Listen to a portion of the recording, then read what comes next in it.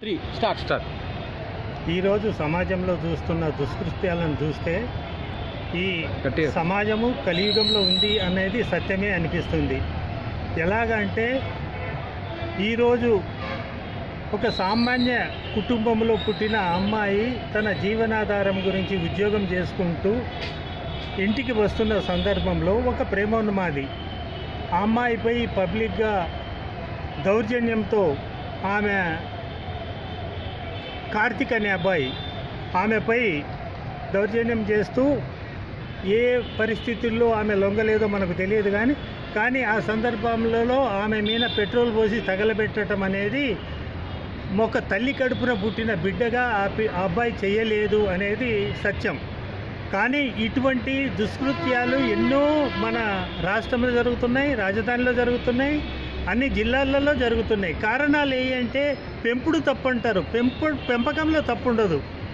మనిషి పుట్టి పెరుగుతున్న కల్చరు, సమాజ కల్చరే మారిపోయింది. అంత ధనానికి లొంగిపోతున్నాం, అధికారానికి లొంగిపోతున్నాం, ఆకర్షణీయమైనటువంటి ఆనందాలు అనుభవించాలనే దాని మీద లొంగిపోతున్నాం. పవిత్రమైన పెళ్లి సంబంధాలకు విలువ లేని పరిస్థితులు ఈనాడు కల్పించుకున్నాం. ఏ విధంగా ఈనాడు వాళ్ళు స్వచ్ఛీలంగా ఉంటూ ఇటువంటి ఆకృత్యాలకు పాటు అది లోను కాకుండా గౌరవంగా ఆమె ఇంటికి చేరే పరిస్థితులు కలవాలి అంటే దీంట్లో సమాజ బాధ్యత లేదా? తల్లిదండ్రుల బాధ్యత ఎట్లా ఉంటుంది? ఏంటంటే ఈనాడు తల్లిదండ్రుల మాట వినే స్థాయి పిల్లలు దాటిపోయారు. ఎందువల్ల దాటిపోయారంటే కల్చర్ ఆ విధంగా ఉంది. రెండోది, తల్లిదండ్రులైనా ఏమనుకుంటారు, ఆ అమ్మాయికి పెట్టే ఖర్చులు ఎంతో వాళ్ళ స్థాయి దాటి ఉండే విధమైన ఖర్చులు ఉంటాయి. ఆ ఖర్చుల నుంచి తప్పుకోవడానికి సరేలే మా పిల్ల పోతుంది, ఏదో తన సంపాదించుకుంటుంది, ఏదో విధంగా బతుకుతుంది అని అంతవరకే చూస్తున్నామో తప్ప ఆ అమ్మాయి నడుస్తున్న నడివడిక ఏ విధంగా ఉంది, ఎవరితో తిరుగుతుంది, ఎవరితో చేస్తుంది చూసినామంటే ఆ అబ్బాయి మిడిల్ క్లాసు కుటుంబం నుంచి వచ్చినట్టే కనపడుతుంది. స్థాయి దాటిపోయినట్టుగా ఈ జరిగిన సందర్భాన్ని బట్టి మనం అర్థం చేసుకోవచ్చు.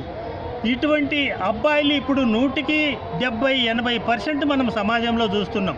తల్లిదండ్రుల మాట వినరు, సమాజం మాట వినరు, ఎవరి కాడికి వచ్చినా ఎవరితో మాట్లాడినా ఆ భాషే మన సంస్కృతి సాంప్రదాయం మీరు అనుకుంటున్నారు.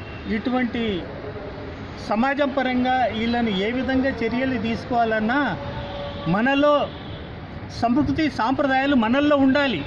ఇప్పుడు ఏ సమాజంలో తిరుగుతున్నా రోజుకు 1 గంట వీళ్ళ గురించి పబ్లిక్లో మాట్లాడి ఈ విధంగా నడవాలి, ఈ విధంగా మన సంస్కృతి సాంప్రదాయాలను కాపాడాలి అని చెప్పగలిగితే కొంతన్న వాళ్ళల్లో మార్పు వచ్చేది. ఈ కార్తికేయన్ కూడా దూరంగా ఉన్నాడు.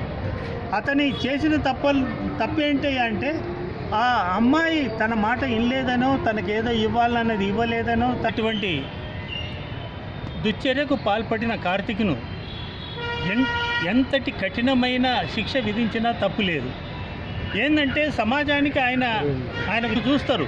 చూసిన వాళ్ళల్లో ఒక జ్ఞానోదయం కావాలి అంటే ఈ అబ్బాయికి నేనంటున్న పబ్లిక్లో ఉరిశిక్ష చేయండి.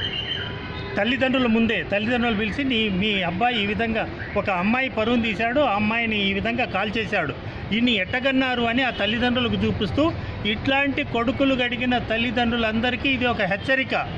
ఏంటంటే ఈ విధంగా మనం సంసార బంధ వేళ్లలో ఉండి సమాజంలో ఇటువంటి రెండోది, ఆ సంధ్యారానికి మేము సామాజికంగా ఆమెకు నివాళులు అర్పిస్తున్నాం. ఎందుకంటే ఆ కుటుంబానికి జరిగిన చిన్న అన్యాయం కాదు, ఇది ఎంతో పెద్ద అన్యాయము.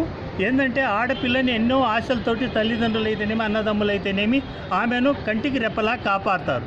ఇప్పుడు ఆ కాపాడుతున్న అమ్మాయే కళ్ళ ముందే కరిగిపోతే మరి ఆ కుటుంబానికి ఎంతటి ఆవేదన ఉంటుంది, ఆక్రోశం ఉంటుంది. కానీ మనం చేయగలిగేది ఏం లేదు, అయిపోయింది. కాబట్టి ఆ అమ్మాయి ఆత్మకు శాంతి కలగాలని సామాజికంగా పబ్లిక్ పరంగా నేను ప్రతి ఒక్కళ్ళను మనసా వాచా ఆమెను దీవించండి అని కోరుకుంటున్నాను. జై హింద్.